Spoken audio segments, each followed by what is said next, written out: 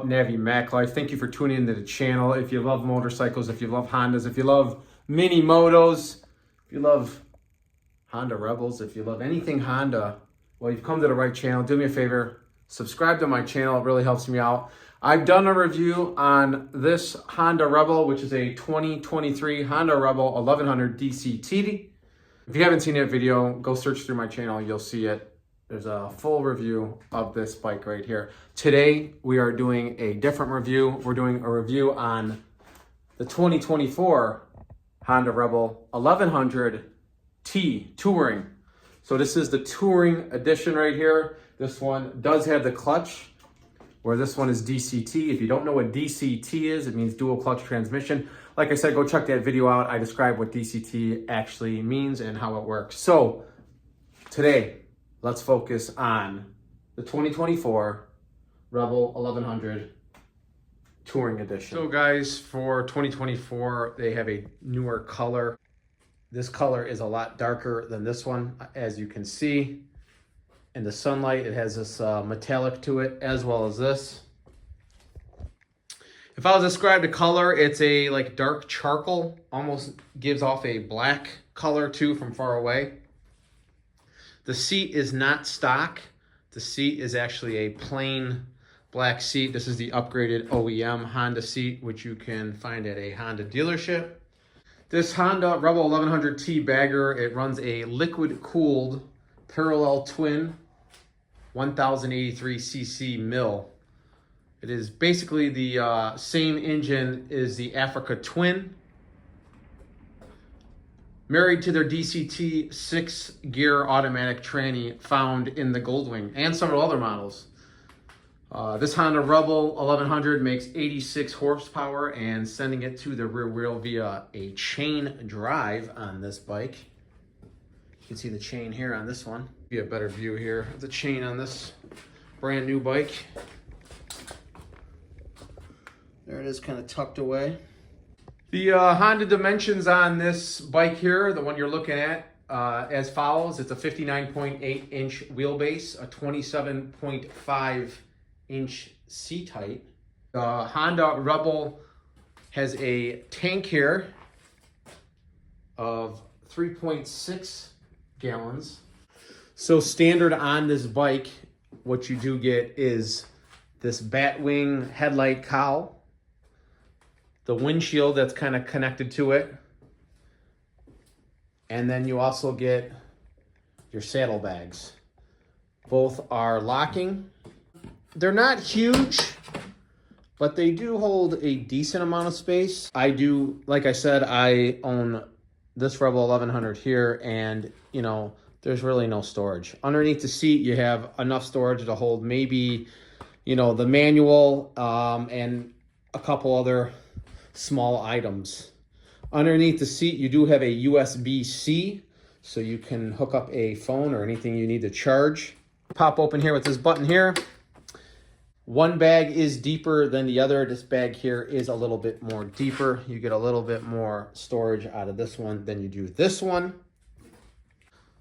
So guys, if you've ever rode a Honda Rebel 1100 or the Africa Twin, you're familiar with that engine.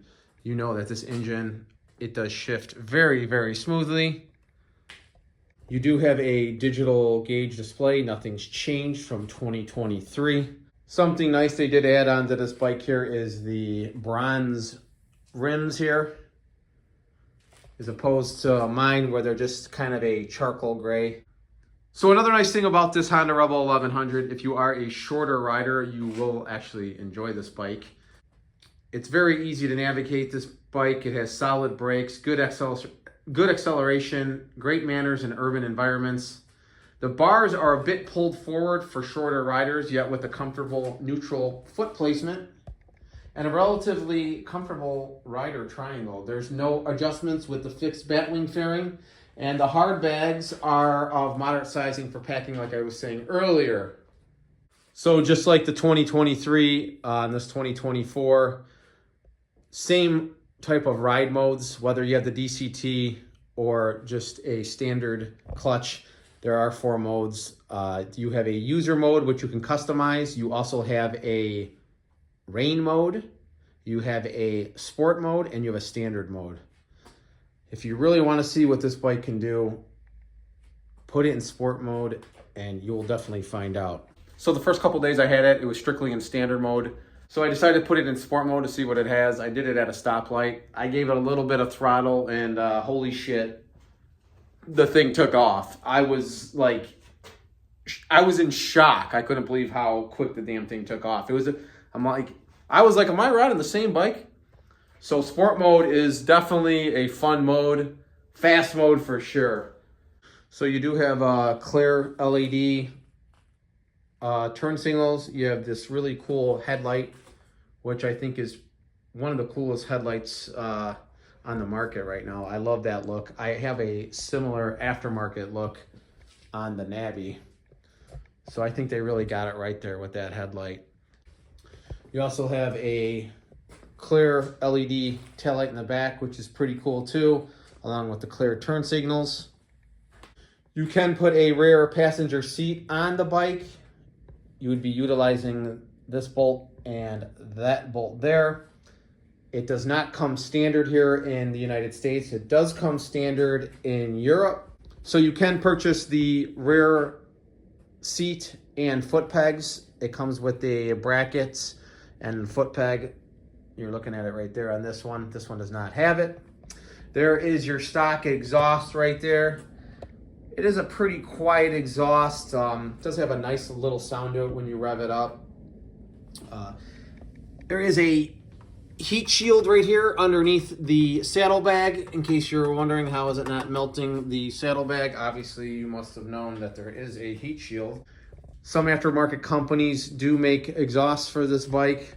One of them being my sponsor, Vance & Hines, which is on this 1100 DCT. That exhaust right there cannot be utilized on this bike because this one sweeps up.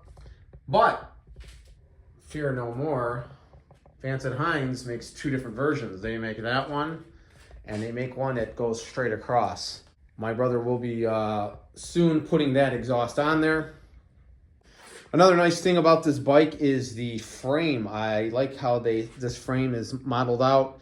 This one here is in a matte black, where mine is like a polished black. So you do have your cruise control. You'll find all your buttons here to set it.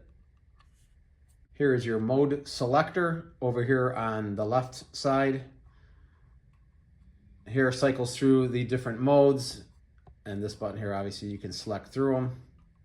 You do have your hazards, you have brights, and you also have the button, which is kind of a European thing. It's the button to pass. Horn is situated right here along with the turn signal. Grips are really nice and comfortable, no issues there. So the mirrors, you actually have pretty good visibility out of both of them. Some people hate the look of them. They call them the Mickey Mouse mirrors. I actually don't hate them. A lot of people hate them. I don't really hate them. I did change them, obviously, on my bike. So mine are now down. These are actually aftermarket. They're a little bit smaller with the blue tint. You do have dual adjustable shocks. The bike does come with a spanning tool and a little bit of extra tools underneath the seat. So I said it in the video about this Rebel 1100 DCT. I'm going to say the same thing about this Rebel 1100. If you are a taller rider, I'm going to say 6 feet or taller, you are not going to enjoy the Rebel 1100. Yes, I've seen in the comments there are people, hey, I'm 6'2". I love the bike. No issues with it. But generally speaking, taller riders just might not like the bike just because it sits so low. If you own a Honda Navi, you are familiar with the ride height, obviously. The Honda Navi actually has a little bit taller height than the Rebel 1100, believe it or not. So you also get a lock here to lock your handlebars. Brakes on the bike are exceptional. One thing I do love about this bike is that there is no chrome. I'm not a big chrome guy. I don't find it attractive looking, and I just love that Honda made these bikes with absolutely no chrome. Chrome to me in general, like I said, I just don't like it, and it just gives me Harley Davidson vibes. So I kind of like that they blacked it all out. And like I was saying earlier, how they did the matte on the frame. I thought that's really nice. That would actually look cool on my bike too.